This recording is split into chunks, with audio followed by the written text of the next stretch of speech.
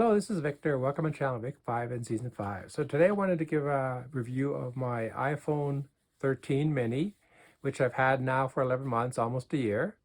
Um, there it is, right here. And it's in an Otter Defender XT case with the MagSafe compatibility in the back. You can kind of see that right there. Okay, and it is a green color, even though it's kind of covered up by most of the black case. Anyway, so let me tell you how I use the phone first. I'm a pretty simple user when it comes to phones of any kind of cellular phones. I talk to family, I text family, and I take pictures, and that is for the most part pretty well it, for the most part. Anyway, one of the features that I really like is the FaceTime. So we do that with family quite a lot. And really love that. That's certainly coming from an Android phone. This is, a feature that I would not want to be without going forward. It is a premium phone compared to what I've had in the past, where the last Android phone was only like kind of like just below a mid-range, I would say. I really like a premium phone that has a lot of features. Probably not all the features that I would use, but one thing that I do like about the iPhone is the screen quality. And here's the funny thing about that. Okay, so this phone is not much bigger than my current or previous phone, right? So of course, when I upgrade in maybe 3 years, of course, the mini will no longer be available, and it'll go to whatever rendition of the iPhone that it currently has, which would be the 6.1-inch screen. So interesting enough, given a choice, I would probably go to a 6.1 right off the bat. If you're asking a question, should you go with the mini when it's still available versus a 6.1, the regular, I would go with the 6.1. Even though there's not much difference between the 5.4 and 6.1, the quality of the screen makes it that you just want it a little bit bigger. Okay. I do love the way that the updates are so easy to go. They're flawless. I think it only takes a few minutes. So far, we've done I think about 4 or 5 updates since we've had the phone. That means my brother and I. And so yeah, it works pretty well. I am slowly starting to use some of the more other features. Like for example, I just recently started using shortcuts. And of course, I'll do an episode on shortcuts and how I do them. Because I only use 3 main shortcuts. For the most part, it's timers, texting, messaging, and I think also initiating a FaceTime. Anyway, because I don't use iCloud, I actually use OneDrive, and I find that the backup to OneDrive is seamless.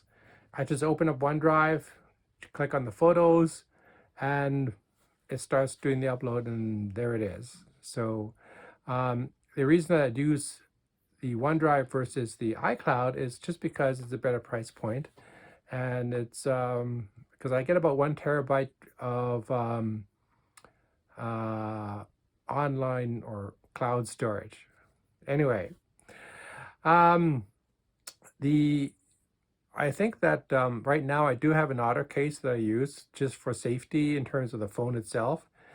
Being that it is my first premium phone, I guess I got a little paranoid, and I want to make sure it doesn't drop. Although I have never really dropped a phone except inside the house and on carpet for the most part, and that's only been maybe twice in my lifetime. Anyway, I think I will switch to I did buy the iPhone leather case, the green one, to match the phone. So I'll put that back on in about 2 years, I think. Because I do work not in an office, I just wanted to have a little bit of security when it comes to the phone.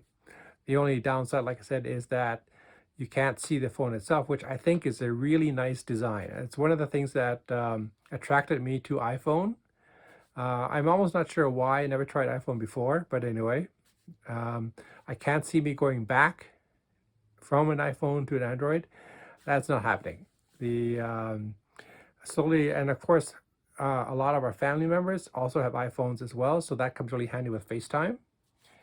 I am learning, like I said, the more features of the phone. I still haven't fully used the phone, as I'm sure, but really, when it comes to the camera pictures, I mean, how much can I use? One feature that is really useful is in the production of my episodes on YouTube.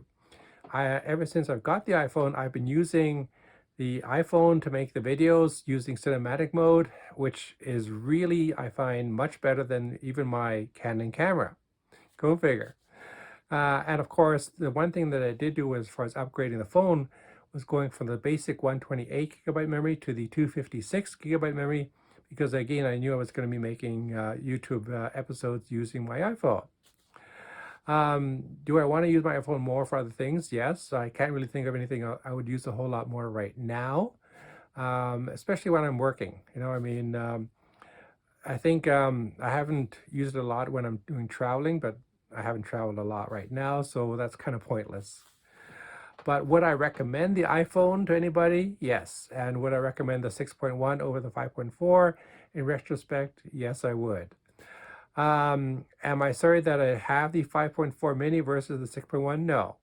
I just know that that's what going forward, I'm happy to switch to or eventually go to the 6.1.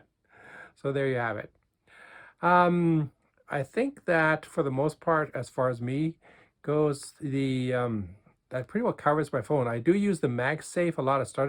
I bought the MagSafe adapter charging unit at the very beginning, and I find that extremely useful. I like it a lot better than previously when I used to plug in my Android phone, and it's a great feature. I don't think, again, I would go back to plugging it in versus using a MagSafe option.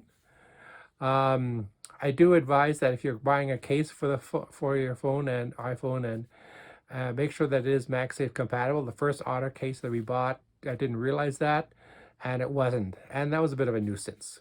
Anyway, I do have a protective screen on there as well, but a quality one, so that's okay. And I think pretty well that's it. I do like the way that we can share pictures, across wirelessly with family members and stuff. So that's really handy as well. For me, I'm a basic user, so I don't have a lot of fancy uses for the phone, other than basic taking pictures, taking video, using shortcuts, timers, browsing with the internet, and talking as well. There you go. I definitely love the iPhone. I can see me going forward with the iPhone. In fact, I think I'm going to look forward to getting a mini iPad at some point. So there you have it. So thank you for watching. Have a great day and see you in my next episode. Okay, bye-bye.